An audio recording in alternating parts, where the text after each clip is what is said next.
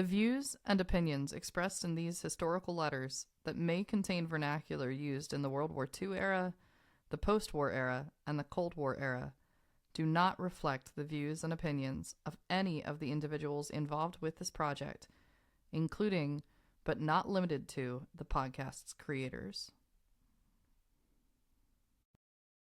Morning, Jamie. Good morning. How are you doing? It is a fine morning. It is. It's a very lovely morning outside. You have your coffee? I've got my coffee in my cup. Oh, nice. Your Jamie mug. Wonderful. And we have the Ottumwa. We have the Ottumwa. Naval base. The little wings on Ottumwa. The star marks the spot. Naval Air Station. Because that's where we are. Oh yeah, we're still definitely in Ottumwa, Iowa. So if anybody didn't listen to the Love Sweetie podcast last week, episode 14, you really want to go back and listen to that episode. That was the wedding episode. The wedding. Sweetie got married. Sweetie got married really quickly after courtship. Yeah. Mm-hmm. She met this guy, Lou Graham, at NAS Ottumwa. He was on the switchboard. They talked on the phones. Who knows how many hours of military government time on the phones talking. From switchboard to the women's office. She said he has a smile, the $1 million smile in his voice. In his voice. And fell in love with him, mostly without having seen him. And then she goes on a date, sees her guy in action. Jean comes to Ottumwa. We have a little bit of a gap in the storyline there. And within 3 months, that's it. So, yeah, August, I guess 4 months, 3 months, 4 months. She was certainly engaged by 3 months in. And then December 3rd, 1943, the church bells ring. The wedding's going to be at the Corey's home. Her parents come to the wedding. Family comes to the wedding. I did want to actually correct one thing. We showed some pictures on the screen last week. There was a little girl standing as the flower girl. I said that was most likely AL. I've since clarified that's actually MA. So if you remember hearing about MA in various letters, that's one of the Bolton children. She was there. We certainly know there were people there at the wedding who are not pictured, and I have yet to find any photos of those individuals. But what a glorious occasion. What a beautiful time in the Corey home. What a beautiful wedding. The dress, the cake. I love that we can still see the cake with the little sailor and the bride on top of the cake. So definitely check out the lovesweetiepodcast.com website. Go back, take a look at the photos. I'm going to upload one specific album just for the wedding. So you get to see the wedding photos together. And of course, the updated lovesweetiepodcast.com website to see the Graham family coming in here. Yes. So yes, because now we have moved on and we are in the newlywed honeymoon stage of life. Yeah. And that's where our first letter finds us not too long after the wedding. Not too long after. And we have to be clear here about the honeymoon stage. It's World War II.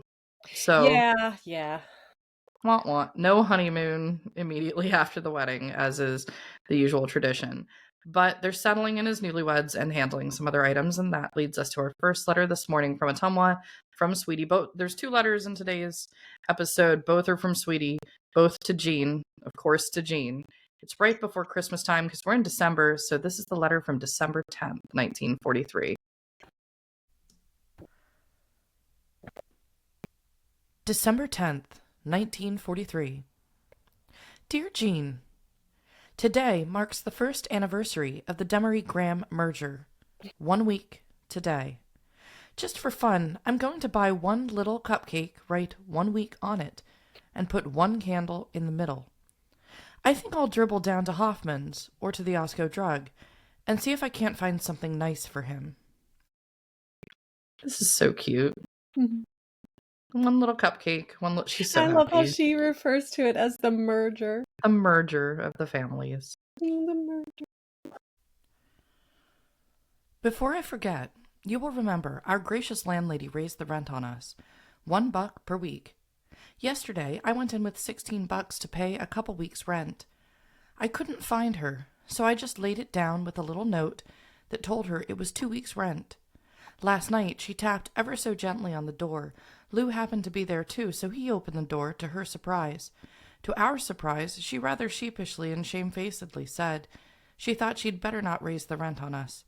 that if anybody asked how much rent we paid, we should tell them $8, but she'd only ask $7. Ho hum. $7 a week, Jamie. I love finding out how much stuff cost back then. Right? It's so fun. So she's like, yeah, let everybody else know that you're paying 8, but you only have to pay 7. But we're good. We're good. You're a good tenant. Shamefacedly. Shamefacedly, yeah. Shamefacedly. Is that a word? I think so. If it's not a word, it's fine. We'll make it a word. Fine. It's a good word. Sweetie said it is. I'm okay. I'm not going to check Oxford, so. We've been doing nicely together, and I know, happier than I've ever been before. Of course, cooking is a problem. I have to rack my brain to think what to have, and then I slave to do it. Right, and hope it will be fit to eat. If I ask Lou what he'd like to eat, he invariably answers turkey. Big help, big help. He helps do the dishes, and we have lots of fun. He hates, as you know, to see things cluttered. I do my best to keep the bed made, and not leave dirty dishes over from meal to meal, keep dirty clothes picked up, etc., etc. But in spite of it, I have to admit it gets dirty looking and messy. Tomorrow night is his duty night, and so Saturday night and Sunday, I'll really have to give the place the works. He's been coming in on standby night. I hope he doesn't get caught. I've tried coming in early. I haven't done too badly, but I'll have to admit at the same time that I could do better. Next week, I'll try harder. And next week. And next week. I love the scene that she's setting here as newlyweds. Like, I'm going to cook. He would like this. We're both doing dishes. He's clearly trying to get some extra hours in. You know, that seems to be the case with what's going on. Here she's trying to do the same thing. And they're just enjoying home life. It's really sweet. That's cooking is difficult. Mm-hmm. It's difficult to come up with ideas. It's difficult to get everything in on time, and Yeah. you have to do it constantly. Mm-hmm. And it's cute. It's cute because she's getting her feet when she's like, yep, Mm-hmm. she's getting her feet wet with this, and I think that many newlywed wives would definitely sympathize with this problem. And I also think it's also the pressure of the time, because I have this image in my mind of what the traditional wife is expected to do. You know, much more so than it is 80 years later, where you have two people working full-time jobs in a lot of cases. You have the idea of the working woman today. And there's a lot of alternatives and ways to handle the chores and the housework and the cooking and everything else. In this time period, I think about like the advertisements. I used to watch that show Mad Men, and there's a certain expectation of what the woman in the home is supposed to be doing. Mm-hmm. And I think there's also a little bit of that here, but I don't feel that that's overbearing at all between Sweetie and Lou. I think immediately I can see that this is more of a partnership, and he's doing the chores as well. Oh, definitely. I mean, definitely. This is it. And I think too, you have to have some delegation of the household labor. Yeah. There's things obviously that he's going to be able to do, and there's things that she's going to be expected to do. But when you know what your role is, it's a lot easier to get things done. And I think too, it's crazy that it's a sign of the times, because we have the war. I think this definitely affected people in the way that I think it changed the culture. Yeah. Because you have women outside of the home working a lot. For sure. This was something it's been a week. I'm like, we're not talking about kids yet, but having that delegation of labor really it helps keep things, flowing and moving along. Yeah. So it's important to have that. But I think too, this is where you can kind of start seeing where the culture's changing. And, you have more of that. Maybe this is where the idea of having more of an independent woman working outside the home, maybe not getting married, not having that. Maybe this is where that starts to come in. To come in, yeah. I understand that Lou wrote to you sometime this week, didn't he? He told me a little about it, but I didn't get to read it, as he wrote it and sent it while he was on duty. He speaks of you often. I believe he misses you as much as I do. I wonder if I could ask you, providing you're not too busy, to hunt some good recipes to send down. I'm afraid that unless I have some good recipes, the meals will get too samey. We do not have the pictures yet. I think Lou will stop by for them tonight. We sent the sample batch to his folks. So far we've not heard that they were received. And we bought one set for Corey's and one for us to keep. We're sending to you people the set made on the glossy paper so they can be copied. We will want copies of all of them, but we've got to decide how many of each. I was so pleased with them, and while Lou didn't say so much about them, I think he was too. I hope you will be. I'm waiting to hear what the Grahams have to say about them. I hope they like them. They ought to. Two, two, two, two, two. I sound like a train. Since the pictures are good of Lou. We had the letter from Lou, so that's the other thing. If you didn't listen to episode 14, the wedding episode, we do have the letter from Lou because he sends it directly to Jean, and Jean, of course, kept everything. And we get to see a little bit of his humor, his style. It's a short letter, and now we can also understand why it's a little shorter. He's writing it while at work. He's at the base. But she didn't get to see it, but he really loves the sister-in-law. You know, that relationships could be very, very strong. Yes, it definitely is a relationship. And Sweetie, I think, really loves it too. Yeah. Like, loves the fact that they get along so well. And I like how she kind of broke what she was saying here to make that little toot joke. Yeah. And then just She's kept writing going. it differently. Yeah. That was funny. Yeah. Oh, yeah. And for those listening to the audio only version on like Spotify or Apple Podcasts, just so you can really understand what we're saying about this two, she's writing two, T-O, T-O-O, T-W-O, T-O, and T-O-O. So we're getting all the variants, and that's why she thinks she sounds like a train. We've had some nice gifts. You saw the blue satin comforter and the pink blanket. I think I told you about the blue wool blanket from Maida and Frank. You saw the rose paint from Sister. We got a sheet from the Brewsters, a sugar and creamer from Mr. and Mrs. Jane's, a crystal sandwich tray from Mr. and Mrs. Cook, and a crystal bowl from Martha Stevens. We had the bride's notes monogrammed, KGD. Very pretty, I think. I'll send one. We haven't done too badly with the announcements, though we still have left a few to be done. I thought you outdid sites remarkably well. However, if you will send me a little list, I'll see if I can't send you the necessary items.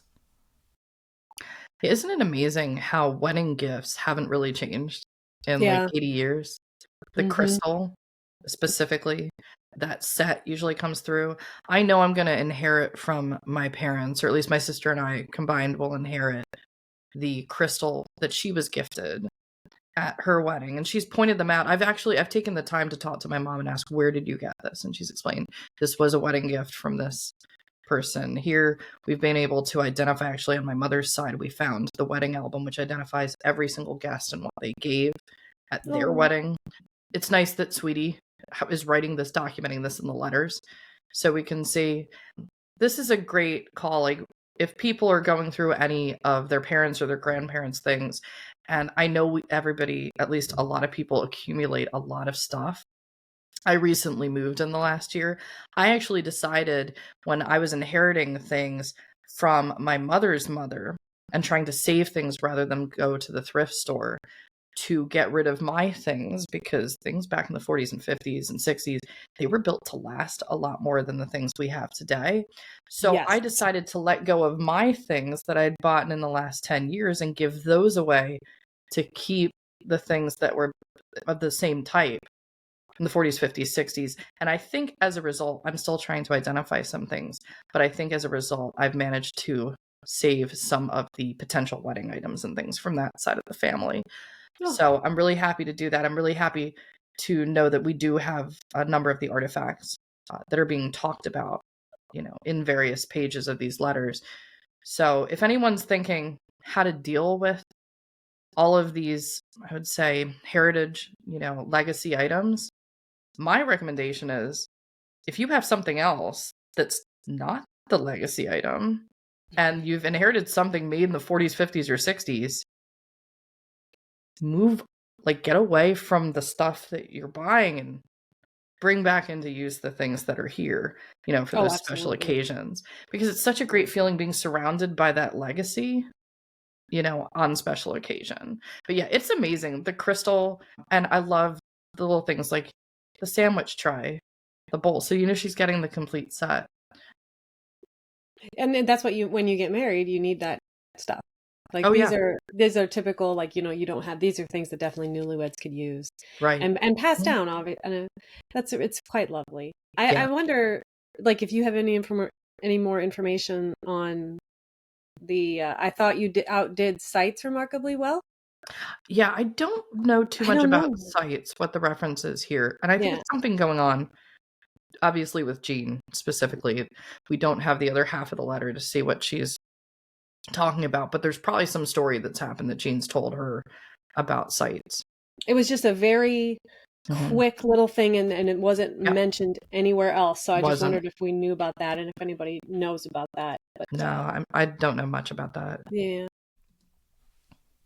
I finally went to settle with Quinlan's, and I suppose now I should send you the ration books that should be sent either to you or to Mom. Advise, please. Day before yesterday, I stepped upon the open drawer of the big old wardrobe, and to my amazement, the whole thing tipped over on me. I caught it and tried to put it back, but it was so heavy it just toppled on over suitcases, boxes, clothes, hats, shoes, Christmas cards, and me. I was shaky when I did finally get out from under the rubble, and now I've got a kind of sore back and arm. No doubt I'll live, and believe me, I did learn.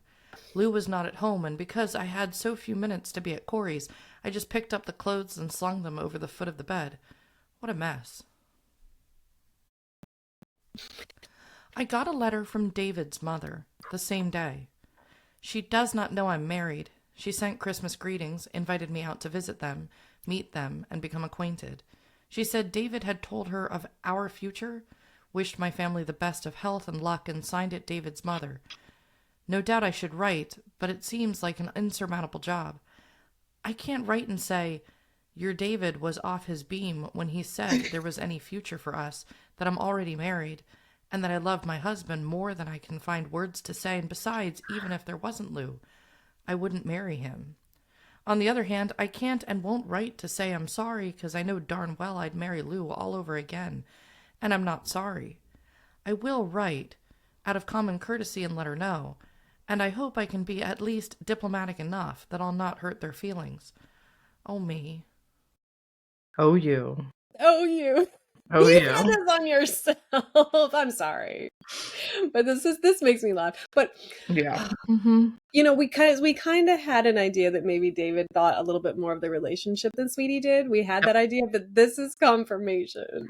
This is total confirmation. Now, for anybody that missed some of the earlier episodes, Sweetie was proposed to by mail by David Chase in a long January time ago. She was still at Parsons when he did that. Yeah, she had just been like, it was the end of the semester. It was like January 42. She, from what we can tell, never responded to him in writing. Then she's dating other guys, but he's kind of keeping an eye out for her in Ottumwa, because she reached out to the business course to ask about her whereabouts. And she said, sure, let him know where I am. Then he goes overseas. She thinks that he might have gone down with some of the ships that sunk in February of 1943, gets confirmation that he's alive. The only reason she knew about that he'd gone overseas is because the mother had sent her a letter then, and she'd responded back, hadn't heard anything back after that point. She's carrying on in correspondence. She sent the glamour picture, which actually I've been thinking, I just saw that the date on the picture that we use on the website is dated 1943. I think that color photo that's on the website behind the main logo, I'm pretty certain that's the glamour picture, because it's the only color one, and it's specifically from that year. So she's sending him pictures. So this guy, like, she's carried on a correspondence with him, and she keeps writing to him, and she's sending a photo. I'm gonna guess she didn't send probably too much to him once she met up with Lou. I would think that'd be awkward too, like if she was, but she didn't communicate otherwise, it would seem, because now I guess David's home for the holidays. He's on some sort of leave. And now he must have been talking to his mother, saying, I'm really interested in this Kay Graham. Or, well, in this case, Kay Demery. Yeah, Kay Demery. Right. And she hadn't thought to say, hey, I'm going to get married. So now the mother is put in this position of, oh, you should come visit, thinking this could be my future daughter-in-law. And now she's like, yeah, I think I forgot to say something here. and now she doesn't know what to do. Like, and now she's like, it's an insurmountable. Well, I think that maybe she was leading him on a little bit, Yeah, not being completely upfront. a little bit. Yeah. Well, I'd love to read the letter that he wrote to his Ooh, mom. yeah. So Yeah. yeah, she definitely needs to sort that out. But Needs to clear that up. I Yeah. was wondering what was going on with little David there. Now we know. Oh, me. Oh, Me. you. Yeah. It's funny how just 1 week can make me feel as I do now. I know I love Lou enough to marry him, but now I love him so much more that it is almost impossible to think I loved him then. He's the nicest guy. You can imagine, after a few of our little talks, how squeamish I can be. You can imagine, too, how I'd act. If ever there was a gentleman, Lou was it. And so after a week, when he's put up with my goony ideas, I'm in awe of him. Sounds funny, doesn't it? But I swear I wouldn't trade 2 Davids for a small part of my Lou. I can't tell you how much he means, 'cause I just can't say. I can only know how I feel, and I guess that's enough. It is for me, at least. I have an awful time concentrating on my work. I never realize that I'm gawking off into space till some boob comes by looking in at me and grins knowingly. I suddenly come to and try to get to work. I keep thinking of something he's said or something he's done, and I break out into a silly grin. Even Jeannie gets a sick look on his face and tries very tastefully to bring me out of my reverie. Someday, somebody will tell me to get my head out of the clouds. Yeah, she's just in like dream romance newlywed mode here. Yeah, that's where she's at. She's so happy. Yeah. So I love the idea of the head in the clouds. It just makes me think about The Sound of Music. Yeah. Nobody's like, how do you solve a problem like Maria? You know, like she's just kind of floating around and she's so happy. She's just literally romantic bliss right now. Yeah. It's so sweet. Here you can say, I told you so. I'm grateful to you now for wrangling for the nice wedding. I can look back on it with a great deal of pleasure and satisfaction. If we'd done it as I probably would have, the folks and the Boltons wouldn't have been here. It seems like a pleasant dream, and yet I have the pictures, the presents, the ring, and of course Lou to show it was real. You really were swell. It took a lot of work, and I must apologize for my meanness. It sort of seems like I didn't appreciate it, but I do. And I will. I know. Yeah, this is the confirmation I mentioned that Emma is the flower girl. So now we can sort of fill in who was outside of the pictures that we saw. We know her parents were there and we know the Boltons were there, which means it was Bill and it was her other sister, Margaret Elizabeth, or Lizzie as Chester calls her, that they all know as sister. And then Chris would have been there, the son, and then Emma is the flower girl. Yes, and it's kind of funny too when she said she must apologize for her meanness. Yeah. I'm sure that she probably was a little bit of a bride. Do you remember Bridezilla? Oh yeah. Yeah. Yeah. Well, weddings are incredibly contentious, so I'm sure that she probably was I remember my wedding day. I was definitely, and you kind of like lash out every once in a while there, but it's clear that Jean came and like really made this a nice wedding for her. And she has trouble expressing herself. Sweetie does. So it's nice to see her like really, really showing Jean and telling Jean just how much she appreciates her. If only the gods continue to smile on me and not send him to sea. It doesn't seem possible that I could be so happy. I keep saying audibly that he'll probably go to sea. He can't escape forever, and yet my little mind down deep just won't be convinced. If I say he will go to sea, it comes back with, you don't know a thing about it. He won't either go. I said so. Some argument. Nobody wins. We haven't taken any pictures, bad weather, no daylight, when we're both there and not enough knowledge of the camera's workings. Ask Daddy to write us about it, will you please? Can we take pictures inside? How about lighting, exposures, etc.? We should have some snapshots of us to send to Lou's mother and Dad. Yeah, and then again, we just get these little reminders. We're in this newlywed happiness, and then they mention the ration books. And it's like World War II. And then we're talking, the wedding was beautiful. He might get deployed. World War II. It's always looming there, and she is very worried. And this is something Mrs. Corey had mentioned in her letter. with the concern that, she's going to follow him wherever he goes domestically. But Mrs. Corey mentioned in the last letter, if she gets pregnant, it's going to be really hard if he goes overseas. So this is very much on everyone's mind. It's just this, we don't know what's going to happen, the uncertainty. And we're at the end of 1943. And the war, this is prior to D-Day. There's still a lot going on in the European theater, but we haven't yet seen that big push towards, the end of the European theater. We're not going to see it, of course, until really we see D-Day and everything that follows. So right now, it's just uncertain with what's going on. And then there's this bit of, in my mind, even though Sweetie's not intending it, in my mind, there's a bit of comic relief here, because she's asking her father to write to her about exposures and lighting for photography. And we just had a really long letter to Frank from Chester about photography. Sweetie, you're probably going to get what you've asked for here, which is probably the encyclopedic journaling of here's the precise way to handle interior photography. I can just see this letter. I will get you a piece of wood. I will. I'm going to consider it for a while. Well, she kind of there's some, I can see her dad come out. I'm like, that sounds like Chester every once in a while. When she wrote, advise, please. Yeah. Advise, you remember please. That? He will advise, please. Yeah. And it's kind of funny because she's like, can we take pictures inside? And I'm like, didn't you take your wedding pictures inside? Yeah. But it's funny because this is that, at the time they don't understand this kind of stuff because, the technology is a little newer, but we take pictures. Yeah. Maybe you should just try. Yeah. I think it's more. You did it last week when you got married. It seems they had more of a professional photographer out for the wedding because they're picking up the prints. So I'm guessing maybe just the stuff for personal use, the equipment that they generally have is harder to use inside. So maybe that's part of it, because a lot of the pictures we have seen outside of the wedding photos, they have all been outside. I'm trying to recall ones that are inside, but most are outside. Yeah. That is true. So that is something, yeah. So so her father always took pictures outside, and that's what she's used to. Oh. Yeah.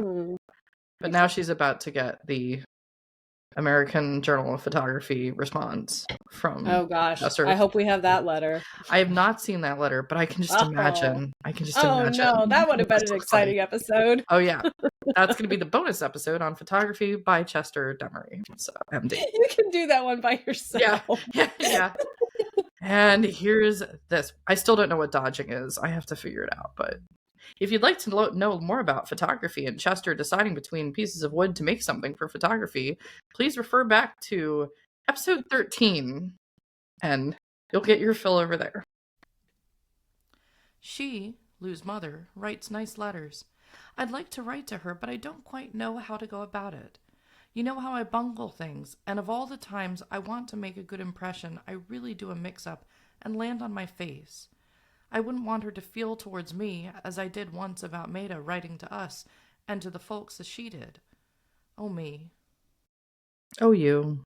Oh, you. Self-reflection is real. I like this because, she did kind of have a very attitude towards Maida. Yeah. And now she is finding herself in that same position. And she's understanding how that could be, how, she's understanding that there might be people who don't like her that she's never met, and she's married. Yeah. She's married to their son. So, but I like that because it shows maturity. Yeah. And yes. So, and I appreciate that she can now kind of understand, maybe have a little bit more empathy for Maida. And it's nice that she's getting communication from Lou's mom in southeastern Pennsylvania. Lou's mother is Sydney Bonsall Lewis. So I don't really see this too much. The woman's name being Sydney. There's not too many people I've ever really met with that first name. And interestingly enough, she's from the Lewis family. So Lewis is her surname before she was married and became Sydney Graham. So she's Sydney Bonsall Lewis. Her son is Lewis Sidney Graham. Yeah, it's nice that she's getting some early correspondence with the Grahams. And also on an earlier slide in this letter, we saw that she was looking at getting the monogram, right? KDG, which is, of course, for Catherine, because we always call her Sweetie, and we become so used to just that must be her first name. But yeah, for K or Catherine Demery Graham, KDG. We got a card from the Richardsons. Reverend Richardson is going to Washington to see about a commission as an army chaplain, and she's going to stay with her folks at Audubon, Iowa. She said they were pretty well. Asked about you all. I'd better stop now. I've used up a lot of time. Goody goody. I'd better mail this before my husband reads it, or he'd hold his nose at such an open and well-publicized goo. Oh well, we always did chat to each other about boyfriends, dates, etc., etc. He's the nicest thing to talk about anyway. Besides, you don't have to read it, but you can't kid me. You like him too. Right, won't you? Tell us what you're gonna do, and when, and all kind of stuff like that there. If you can find some of my stuff that you think we'd like to have, box it and send it. Right. Love, Sweetie and Lou. Only he doesn't know it. Yeah. She just loves her husband. She does. I love that. One weekend, she just loves him. She's super, super happy with everything that's going on. And that's going to make for a very strong bond over the course of the years as we go through the letters. Now, I do have some artifacts here in the middle of the episode to show. And I don't know how she got her hands on at least this one item. And I think what happened is, there's an understanding that at some point, Sweetie and Lou these days, they're gone and their parents are gone. So I'm assuming that at the point in which Sydney and her husband, so Lou's father is Samuel Graham, they would have gone through an estate and looked at things. And this is going to come up down the line. I think my entire family, we like old things. We like family things. We like historical things. And they come across certain things and they tucked them away. And as a result, we have them. But what I have here, and I'm going to put on at least one glove here. And I love that this still exists. She mentioned the announcements that she was sending out. And this is the wedding announcement. They must have come across it in their files that was sent directly to the parents. So this is the stamp here is December 9th from Atumwa. And this is the stamp coming over, and this is addressed to Mr. and Mrs. Samuel Graham. So this is the announcement of the wedding officially from Atumwa, from Sweetie and Lou to Lou's parents in Pennsylvania. And you can see where they're living. Now, this house, I don't believe is there at all anymore. This is 936 Springfield Road. So for anybody listening from around Philadelphia, this is Collingdale. This is Upper Darby area. This is Delco, if I recall correctly.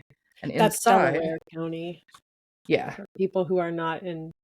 Yeah, if you're not from southeastern Pennsylvania, we have Philly, and then we have 4 counties surrounding Philadelphia, because on our eastern side is New Jersey, and south of us is Maryland and Delaware. So you have these 4 counties that basically arc around Philadelphia. We have Delco, we have Chester County, Montgomery County, or Montco, and Bucks, which is where I happen to be, is in the Bucks County side, because it's the original.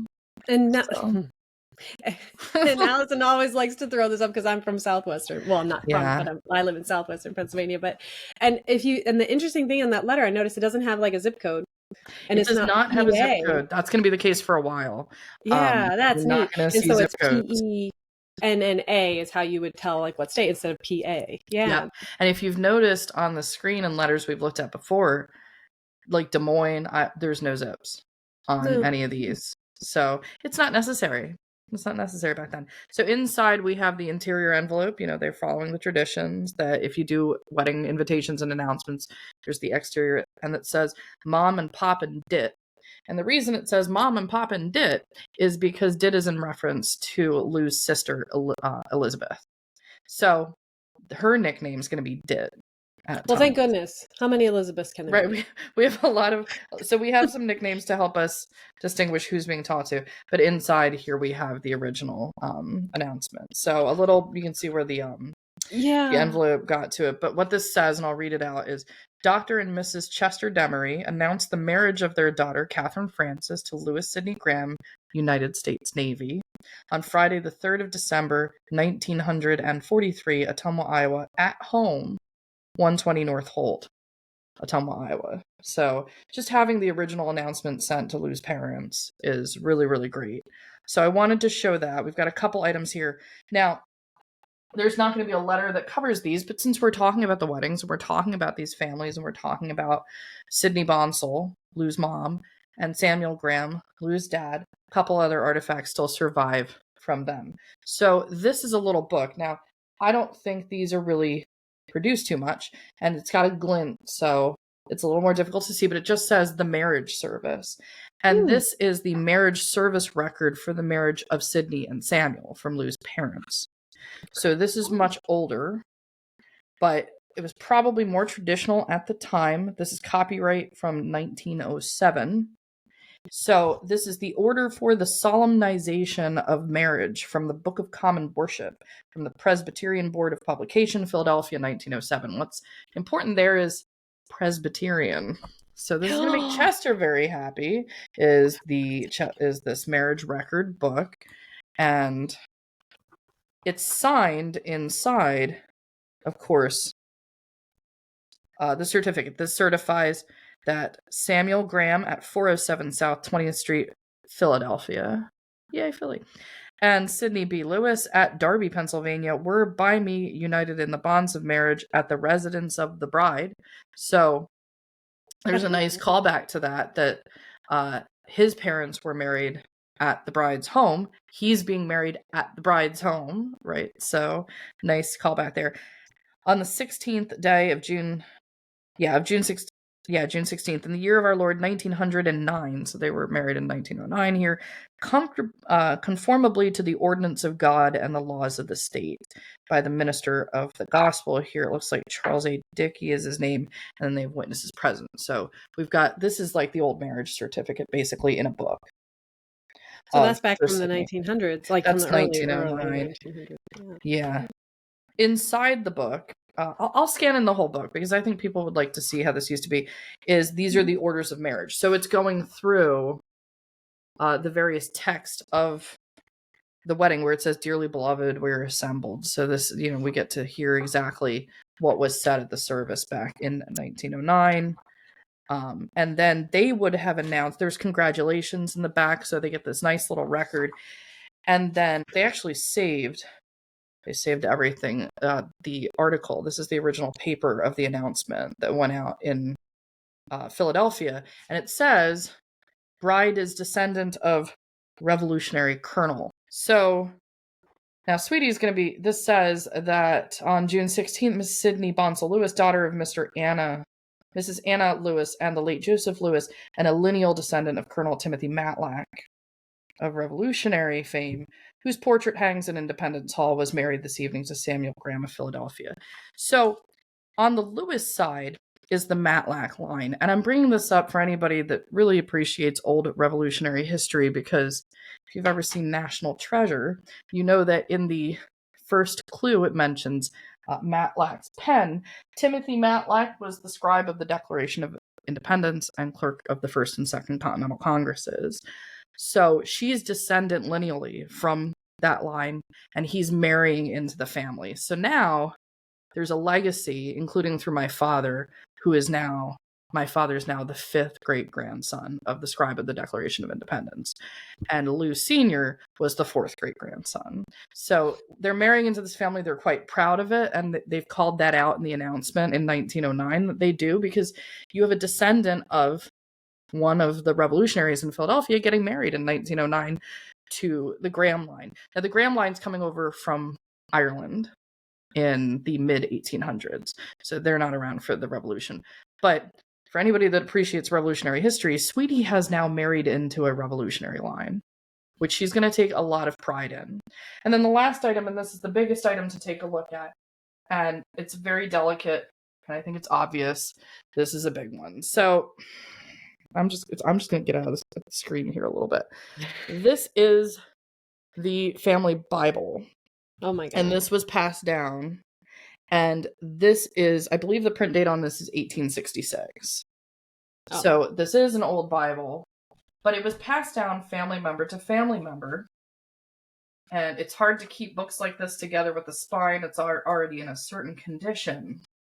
But what's beautiful here, I'm going to take some items out of here that are kind of floating, because they tuck things into pages of these family Bibles. Yeah. if you can see this. Yeah, there we go. All right. This is the marriage record, family record within the Bible. Oh my goodness. Yeah. So we have the marriages of Joseph S. Lewis and Annie Matlack in 1866. And Sidney B. Lewis and Samuel Graham, June 16th, 1909, is inscribed right under it. So this is the Bible that was presented at the wedding of Sidney's parents because the Matlack is mentioned there. So we have that, and then this is passed down, obviously, to Sidney and to Samuel. And then this was then subsequently passed down to Lou and to Sweetie. So that's how it winds up in the hands. I found it interesting that Annie Matlack and the Lewis line were married in 1866 because it's the year of the printing of the book. So we get to see that there. But that sits very happily on the shelf of family items. That's why I'm wearing gloves, because, I mean, the book's, 160 years old now? Yeah. And, of course, Sweetie's name's not inscribed there. They could have inscribed their names there because it was passed down, and then it could have been passed down to my father, who then would have added the line. But, hey, if I ever run for office and need to be sworn in on a Bible... That's the Bible. That's the one. That's the one. No interest. Not going to do that. No. Yeah. So I wanted to show that because in another context of another letter, it's not going to come up for a very long time, but we're talking about the weddings. And I remember seeing those marriage record pages. So I'll get scanned in or do like a video on all the pages of the marriage book and things like that. But that gives a little more background about the Graham family, the family she's marrying into, and some of the items that do survive.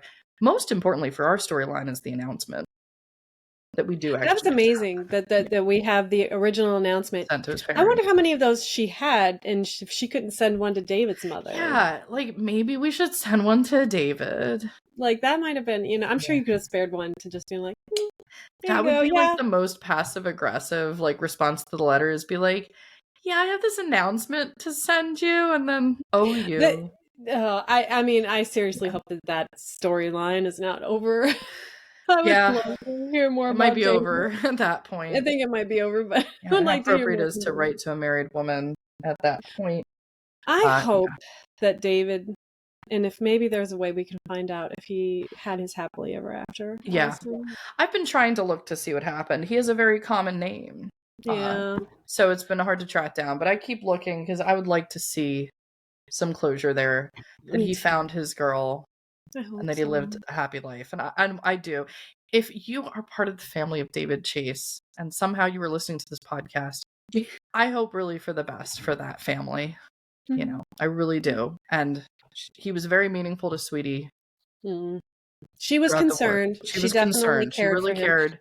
It just wasn't romantic. And she is completely in love with Lou, and when she knew that she didn't have those feelings for David, and she knew that there wasn't going to be anything. Yeah, and that wouldn't have been happy. It wouldn't have been good for either one of them. No, it wouldn't have. But that was a very long letter. Yeah, and now because of that, this is why we're only doing 2 letters for today's episode. We're going to go into the letter following about 6 days later, also to Jean, so we get an update just a little bit later as we head towards Christmas of 1943. December 16th, 1943. Dear Jean, we got your nice letter, and we were both pleased. We've been wondering why you hadn't written, and Lou tried to console us both by saying, "You know how Jean is. She often lets her letters pile up, and then she'll sit down and write about 16 to get caught up. It was nice, but you ought not wait so long. The card was nice, too. Lou was home on a 48, and he called me up to tell me about it."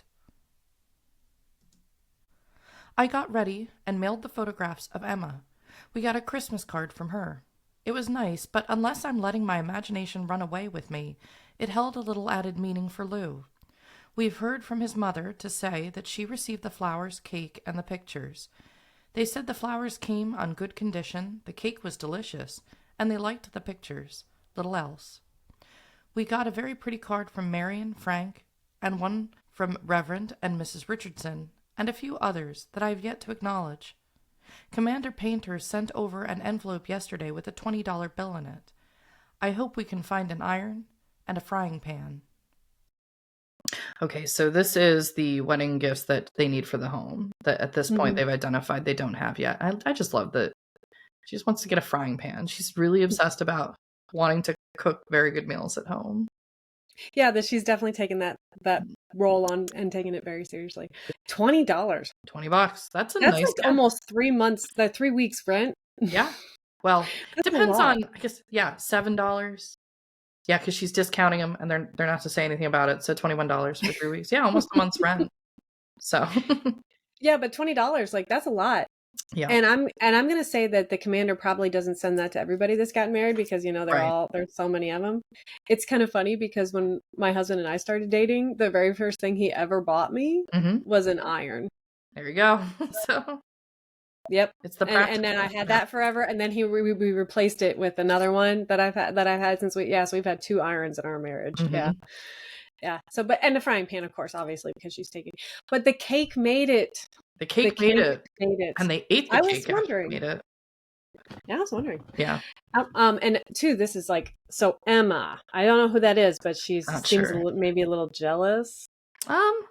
Yeah. Maybe a little bit. I'm not sure who exactly Emma is. We're not given any context of a last name here, but at least an acquaintance. They're getting Christmas cards. I love this. I'm really trying to make a point this year to actually mail Christmas cards. Yeah.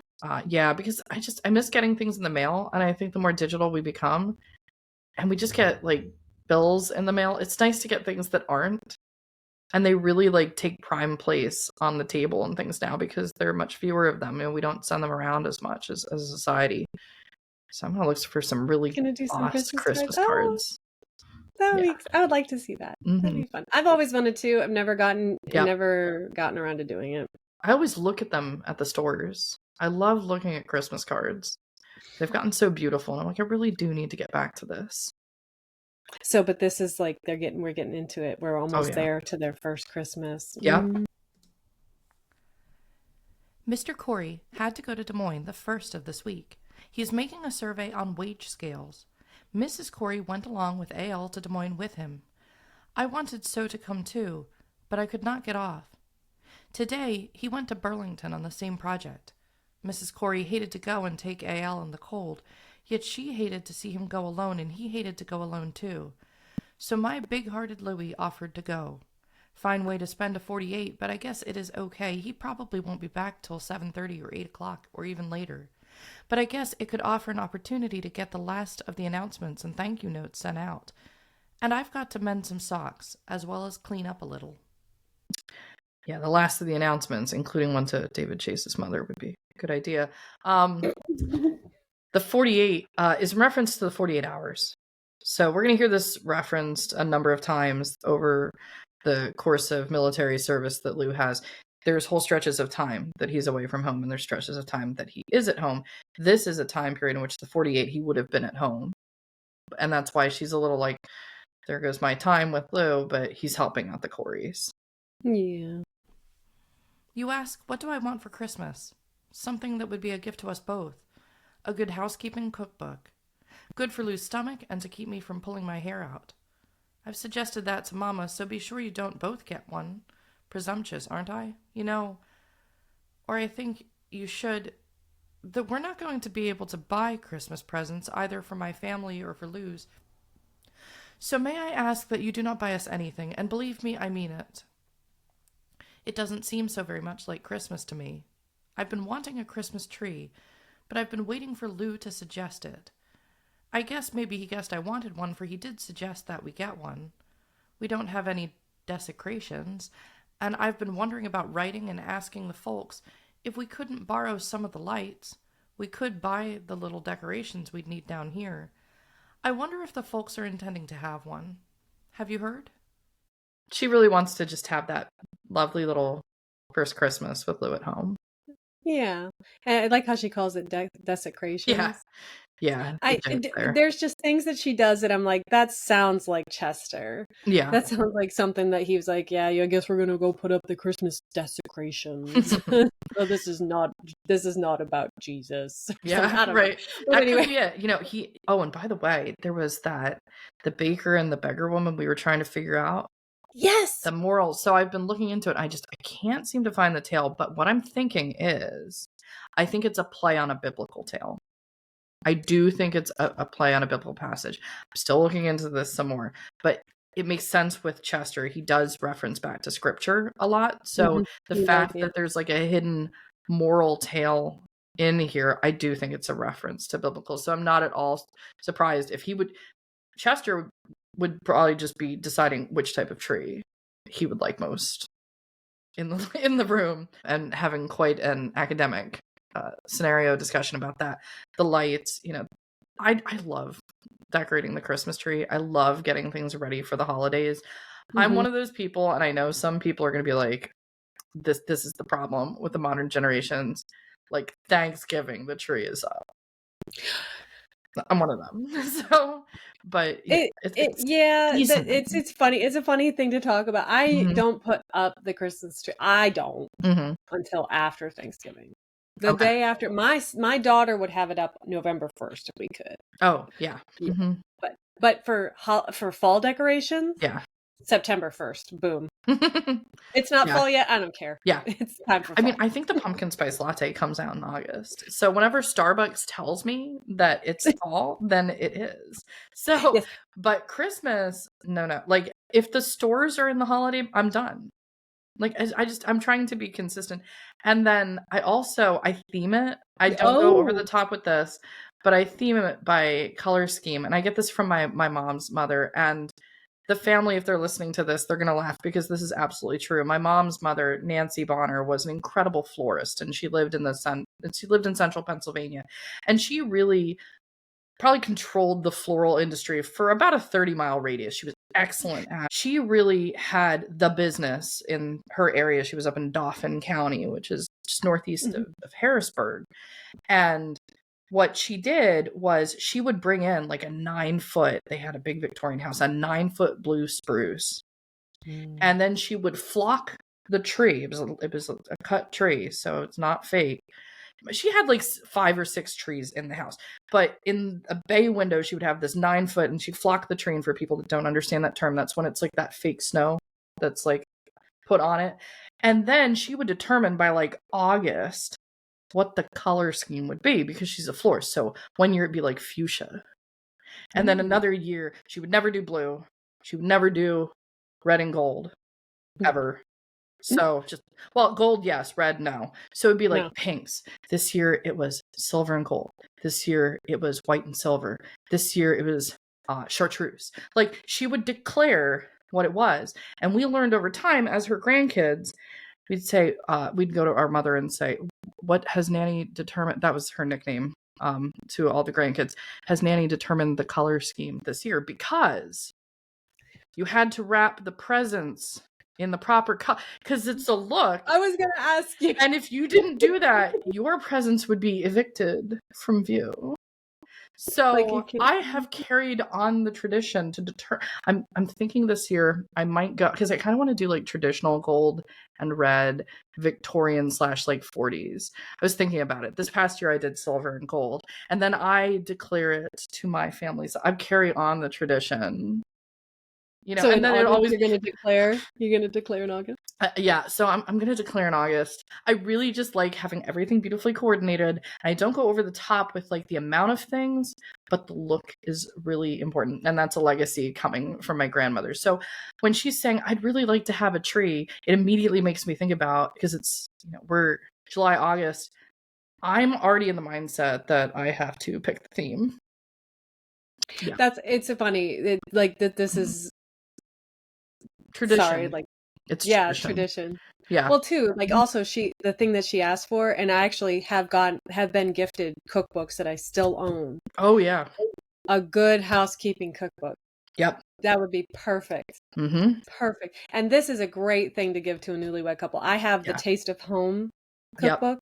Betty Crocker. And this thing is 30, 40, it's so old. And it's fallen apart, but it is the best. I still reference it for things that I do. Yeah. Like it gives, and not only these kind of cookbooks will give you cuts of meat, like how you should do things. How you should prepare a steak, the procedure, the best way to all that other kind of stuff. So this was perfect. I hope she gets this, and I hope we find this out later. I have Christmas Day off, and I will as usual have Sunday off. Lou is off on Christmas Eve. He works Christmas Day, off Christmas night, and I presume he's on the next day. My leave starts Friday night at 5 and goes till Monday morning, but I wouldn't consider going to Des Moines without him. And knowing you, I'm sure you would not expect me to, would you? Even though it doesn't seem like Christmas, I've kind of been looking forward to our first Christmas together. I'm sorry he has to work, but you know the Navy. Lou is constantly a source of amazement, amusement, and fun. His broken Jewish dialect always affords a laugh. He is as good-natured and kind as he can be. He doesn't gripe much about my cooking, even though it is the job of the season for me. My big trouble is getting him to leave me alone just so I can concentrate long enough to get dinner. He's always teasing me, and last night I was giggly anyway, and after so much banter I begged him to leave me alone. He didn't, and as I was cleaning a head of lettuce, I picked up the old leaves I'd stripped off and smeared his whole face with the lettuce.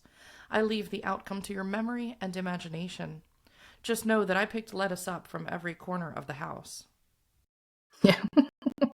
My favorite is how she starts talking about Lou, and then she just goes off on like, Yep. yeah, so Lou, he's so wonderful. Yeah, I loved him. she's in dreamland right now. Yes, she does. She definitely is very easy distracted. Mm-hmm. She's easily distracted. And I did want to comment here, just because his family is from a particular region near Philadelphia. And I think what's being referenced here is a very particular accent that comes from a particular area around Philadelphia, which is the Delco area of Philadelphia. And this became really well known. There was an HBO show, I think, called The Mayor of Easttown, with Kate Winslet in it, in which she said it was one of the hardest accents to understand.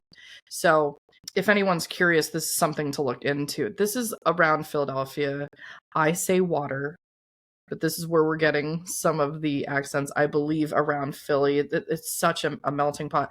The water, like I can't really do it. I'm not from Delco. It's a very difficult accent, but I strongly suspect what she's talking about is, this is Iowa. So it's all of the Midwesterners. And then you have this very, I wouldn't say too strong, but the dialect, I think she's referring back to something's a little different here. And that's actually really well recognized. So if you look up online and you look at Delaware County or Delco, Philadelphia accent, you're going to find a lot of content about this. I kind of want to hear that now. Mm-hmm. Because, like Pittsburgh has that accent. Yeah. And it's very noticeable. It's a certain dialect. So I kind of am curious to hear about that. And too, like he would stick out like a sore thumb out there in the Midwest. Yeah. Finally, we settled down to getting dinner. Round steak that Lou watched while I sat at the table, made salad, fried potatoes, creamed corn, and made coffee and heated a pie. It was a la Graham, delicious. He helps do dishes too. She sounds fine. This sounds great. I think she's cooking just fine. I think sit down to this. She wants to be perfect. She wants it to be good. Believe me, when you cook a meal and it's gross, yeah, there's no worse feeling. So and he helps her too. Yeah, like he sat, and he cooked the steak. Like so so this is a collaboration. They're partners. Yeah. Yesterday, while he was on a 48 and I was working, he pasted in the scrapbook, hung the mirror, fixed that chair that always comes apart, unstopped the sink, and went and bought some milk. We stay at home most of the time, partly because we're tired of movies and partly because it's so cold, because Lou has to get up so early, but mostly because we're poor folk. I like it, too. See, maybe he needs to talk to Chester about them chairs. Yeah. Actually, he's fixing the chairs, and Chester's still just considering making them for 20 years. Yes, see? So maybe he needs to talk to his son-in-law. His son-in-law and give some pointers about chairs. He has, as I've told you before, been just swell about everything. He doesn't argue or scold or anything like that. When I think back about the times I was afraid to marry him, when I was leery of the whole thing, I think if I could have seen how happy I am now, I wouldn't have waited as long as I did. He's nicer than I thought he could be. I'm so glad I did marry him, and if we can always be this happy, I hope we live to be 180 years old. You're doing private duty, aren't you? You told us about your work, but you didn't say whether you liked it or not, do you? Are you happier than you were here at the Ottumwa Hospital? I hope you'll be able to find a nice place to stay, pleasant people, pleasant surroundings. One thing, you'll be able to buzz out to see Sister and the kids and the folks do get to Des Moines quite frequently. Write and tell us more about it. I know we'd both like to hear any gripes you may have, and it would do you good to get them off your chest, too. Can you think of anything you'd like to have us send to you? Something that you might have left or something that we might be able to get you here. I don't know what we'd be able to get here that you couldn't get there, but maybe... Lou cemented the tile for the bookcase. Mrs. Jones said it would be nice to varnish it than to paint it. I suppose we will. How are the Bolton's kids? Did M.A. have anything to say about the wedding? Chris really did make a hit with all these people. Nearly all of them have asked about him. I'll stop now so I can write to Sister about Christmas and to chat. For lack of address, I'll send this to the Bolton address. Maybe if you have a little time, you could come here to visit, won't you? Have you heard from Florence? Do you have Bob's and Frank's address? If you do, will you please send them to me? Love, Sweetie, and Lou. 48 yesterday, and today 15 and 16. December 17th standby, December 18th duty. 19th through the 20th and 21st off. He can come home at night. 22nd standby, 23 duty. I'm not positive of this. So with the schedule, I think she's providing that over if Jean wants to visit, but it also gives some really good insight into what the expectations were with the sailors at the base for being home and being at work. So you get to see that. So she was saying, and so when she says a 48, usually that's 48 hours. 48 hours, yeah. Off, like 2 days, the 15th off. and the 16th. Yeah, he was off. But then, of course, he was helping the Coreys, so he wasn't really home because she's writing that on the 16th. Yeah. Well, he seems that he is very busy. She's busy. And they're just, like settling into like life, what life will be. Yeah. It's lovely. And she's it's lovely. delighted And to do it's like lovely to see her so happy, especially given like all of the, grief that she'd gone through with, Ed. Yeah. All of the other relationships of the past. They're really, truly just a thing of the past at this point. My father at one point caught Sweetie much later in life throwing photos into a fire. I think I mentioned this in an earlier episode, but even if I didn't, and he asked her, "What are you doing?" And she said, "I'm burning my past." And what we think it was a lot of the either potentially correspondences or photos of the previous boyfriends. We think that was a big portion of it. Now, a couple of photos of Ed survived. So I think really Ed was her like genuine, like high school sweetheart, And so I don't think she could exactly let go of that because she was totally different, before she got to Ottumwa and was at Parsons and left home and things like that. So I'm glad we get to see a couple of those photos, and we showed them in the earlier episodes, survive. But yeah, once she marries Lou, that's it. She is very happy with her husband, and she is saying, I'm going to follow him anywhere, and I've never been happier than I am now, and every day that passes, I'm happier than I was the day before. She's even saying that 7 days in. I didn't realize I could love him so much more, and it's only been a week since we were married, kind of things like this. So it's just really lovely, and she's so over the moon with her decision. It's lovely to see. And it's lovely to see, like, and for her sister to, for them to have such a good relationship. But it's a little, when I still have that apprehension, I love this. Oh, I love. Yeah. But this apprehension she has, like that he could get deployed. Yeah, there's that. Whenever. And being in the Navy, it's not like, she could follow him domestically, but it's most likely he's not going to be domestic. He's in the Navy. So. Right. Yeah. So there's going to be that always looming until the war is over. So, we'll leave that to if that's going to happen. And she's worried about that, but she's putting it out of her mind for the most part around the holiday. Yes, and with these letters, we are very close to 1944. We are very close to 1944 and seeing what's going to come in that year. Next week's episode is going to be if I recall correctly, I believe it's the Christmas episode. Oh, yeah. So you get to see a little bit of what Christmas was like in 1943, which we haven't really seen so far. Of course, the holidays have happened, but she hasn't really described it. We're going to see a lot more of that. So if you enjoy the holidays, deck the hall. It's one hall. I just want to correct everybody on this. Deck the hall and Fa La La La La. That's coming up next week. But until then, please like, share, and subscribe to the Love Sweetie podcast on YouTube.